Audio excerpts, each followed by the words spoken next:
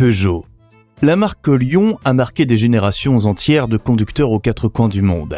Que ce soit la Peugeot 404, la 208 ou la 2008, Peugeot sait construire des voitures robustes. Sauf que derrière ses succès, la marque Lyon s'est aussi fait connaître pour la qualité de certains de ses moteurs.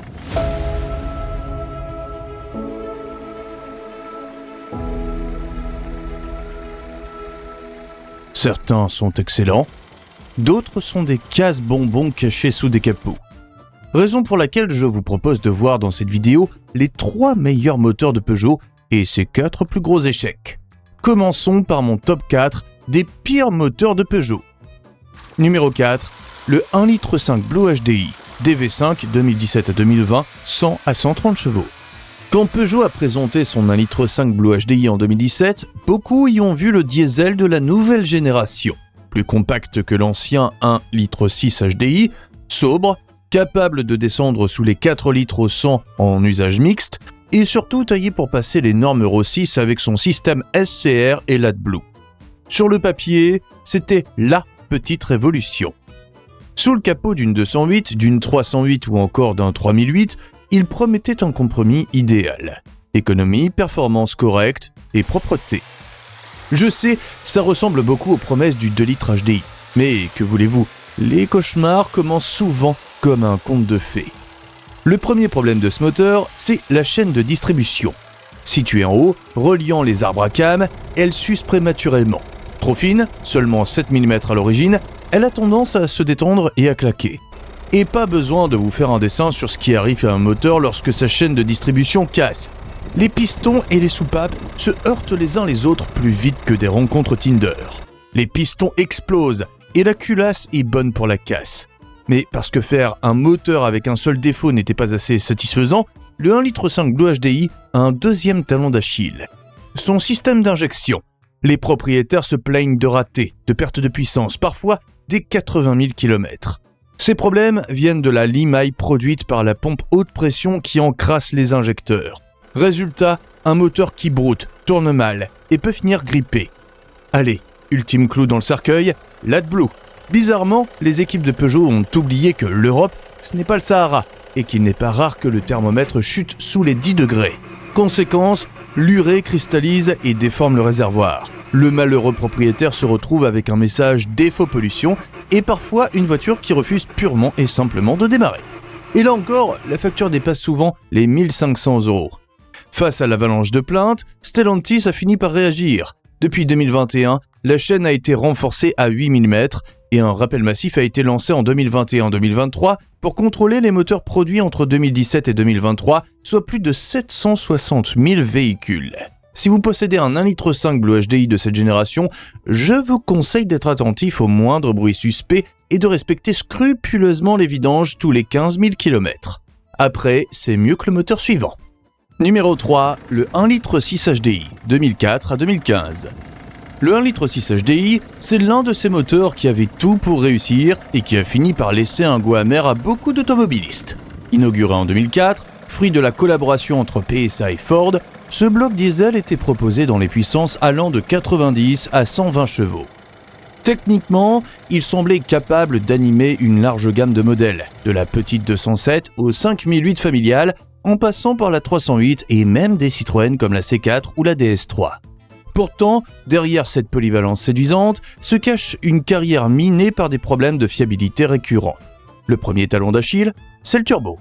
Fragile, il rend l'âme prématurément sur de nombreux exemplaires, souvent avant 120 000 km. La cause ? Un graissage insuffisant, lié à une pompe à huile parfois capricieuse et à une conception interne qui tolère mal les intervalles d'entretien trop longs. Les injecteurs, fournis par Continental sur les versions 112 et 115 chevaux, ont connu une véritable épidémie de défaillance entre 2011 et 2014. PSA a d'ailleurs dû prendre en charge une partie des réparations, tant les retours étaient massifs. Pour les propriétaires, cela signifie des pertes de puissance, des passages répétés en mode dégradé et des devis à rallonge chez le concessionnaire. Concrètement, un acheteur de 308 ou de Partner pouvait se retrouver au bout de quelques années avec une voiture immobilisée régulièrement, parfois pour plusieurs semaines. Beaucoup en sont sortis dégoûtés du diesel PSA, malgré l'image positive que ce moteur avait au départ. Alors, que faire ? Si vous tombez sur un 1,6 litre HDI, fuyez, pauvre fou. Mais si l'offre est vraiment bonne, vérifiez scrupuleusement son historique. Vidange rapproché, injecteur remplacé, distribution récente, historique sur Peugeot.fr. C'est la seule façon de limiter les risques. Et c'est pour cette raison qu'il n'est que 3e sur ma liste. Disons-nous la vérité, bien entretenu, un moteur 1,6 litre HDI peut durer dans le temps. Sauf qu'on parle de voitures d'occasion, et les chances pour que le précédent propriétaire ait respecté à la lettre les recommandations et les rappels sont maigres. Le prochain moteur, lui, est une catastrophe avec ou sans entretien. C'est le numéro 2, le 1,6 litre THP, 2006 à 2012. Ah, le 1,6 litre THP. Nous sommes en 2006. PSA s'associe à BMW pour concevoir un moteur essence moderne et sobre. Sur le papier, c'était injection directe à 200 bars, turbo twin scroll, distribution variable, refroidissement sophistiqué. Un condensé de technologie digne des grandes ambitions françaises. On le retrouve sur la Peugeot 207 RC, la Mini Cooper S, puis sur les 308, 3008, 508 et même sur le coupé RCZ, qui a droit à ses versions les plus puissantes. Très vite, ce même moteur, baptisé EP6 chez PSA et N14N18 chez BMW, devient synonyme de problèmes mécaniques récurrents. Le plus emblématique, c'est la chaîne de distribution. Encore, conçue pour durer la vie de la voiture, elle se détend prématurément, parfois dès 60 000 km. Les symptômes sont bien connus. Claquement métallique au démarrage, raté à l'accélération et dans les cas extrêmes, casse moteur pur et simple. Un cauchemar pour les propriétaires qui voyaient s'envoler entre 1500 et 2500 € pour remettre la mécanique en état. PSA a tenté d'améliorer les choses avec de nouveaux tendeurs, de nouveaux guides et une lubrification en revue, mais les premières générations restent marquées au fer rouge. À cela s'ajoute une consommation d'huile excessive, parfois supérieure à 1 litre pour 1000 km. Fragilité des segments de piston, retour d'huile du turbo mal dimensionné et encrassement des soupapes, fumée bleue et catalyseurs qui rendent l'âme trop tôt. La pompe haute pression d'injection n'a pas non plus échappé aux critiques, tout comme l'encrassement chronique des soupapes d'admission liées à l'injection directe. Les conducteurs se plaignaient de démarrage difficile, de ralenti instable et de perte de puissance soudaine. Autant de problèmes qui faisaient perdre confiance dans un moteur pourtant brillant en termes de performance et d'agrément. Alors, faut-il bannir totalement le 1,6 litre THP ? Je nuancerai. Les versions produites après 2013, largement revues, sont beaucoup plus fiables. Néanmoins, entre 2006 et 2012, ce bloc reste un pari risqué sur le marché de l'occasion. Si vous tenez absolument à rouler avec, exigez un historique limpide et un entretien méticuleux.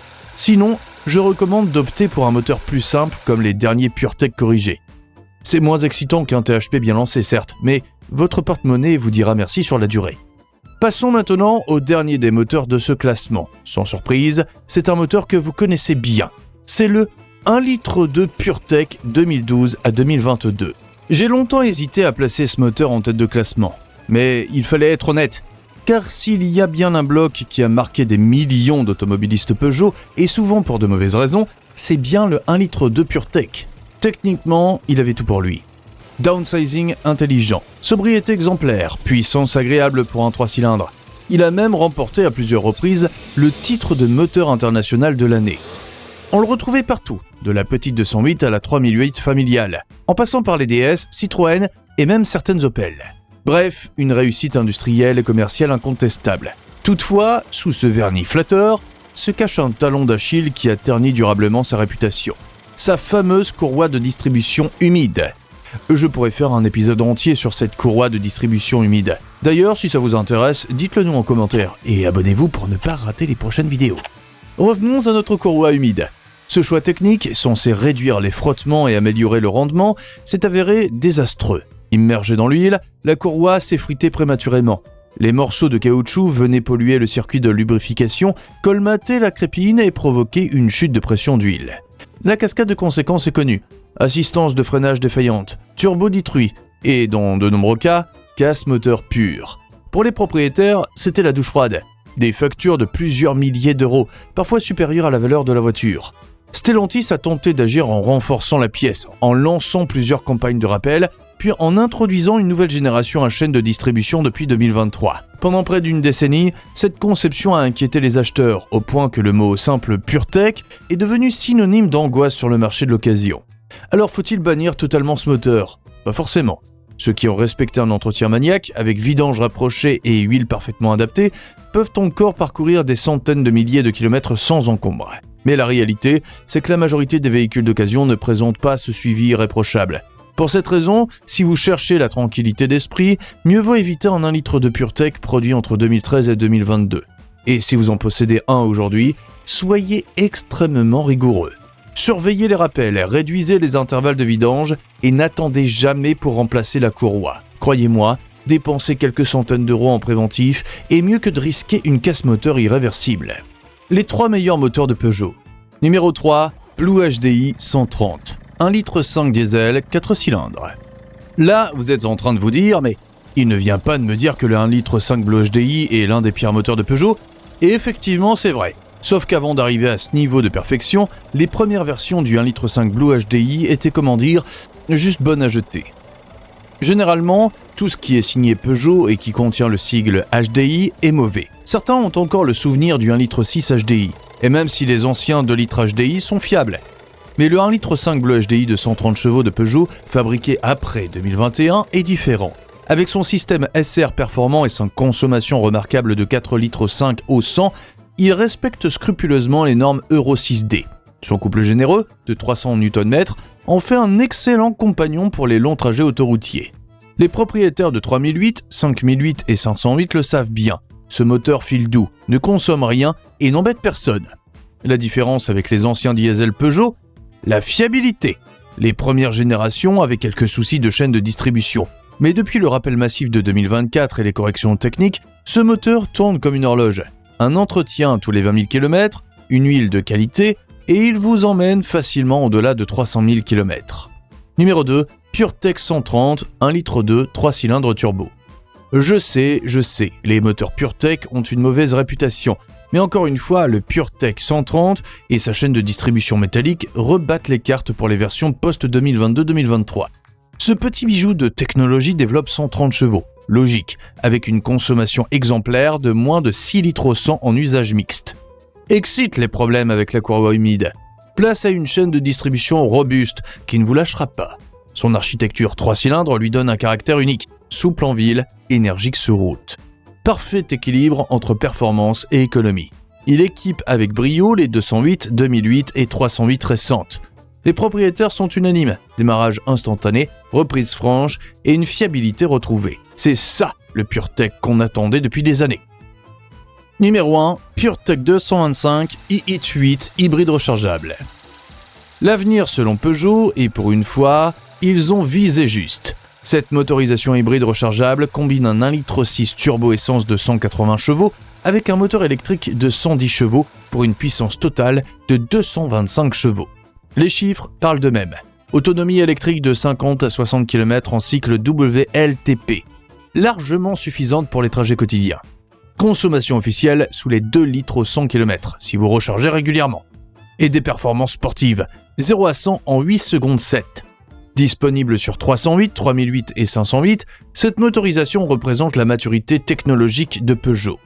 Plus de problèmes électroniques comme sur les premières hybrides. Une intégration parfaite entre les deux moteurs et une boîte iX8 enfin à la hauteur. Les propriétaires adorent son silence en ville et sa puissance disponible sur autoroute, et facture d'essence divisée par 3. C'est simple, c'est le moteur Peugeot de 2026. Et vous, avez-vous déjà possédé l'un de ces moteurs Peugeot ? Après, dans cette vidéo, je tire sur Peugeot, mais Renault aussi a fait des sacrées bouses en termes de moteurs. Foncez regarder notre documentaire sur les 5 pires moteurs Renault en cliquant sur l'image qui s'affiche sur votre écran là maintenant. Abonnez-vous, c'était le Garage Français et on se dit à la prochaine.